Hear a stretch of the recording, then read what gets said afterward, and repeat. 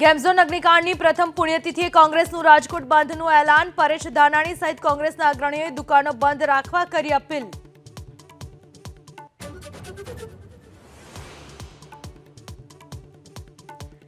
યાત્રાધામ પાવાગઢમાં ધોધમાર વરસાદ. મંદિરના પગથિયા પરથી વહેતા થયા પાણી. ખીલી ઉઠ્યું કુદરતી સૌંદર્ય.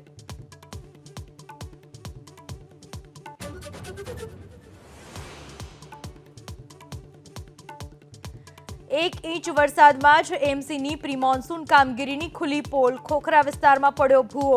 માણેકબાગ પાસે રોડ બેસી જતા વાહન ચાલકો પરેશાન.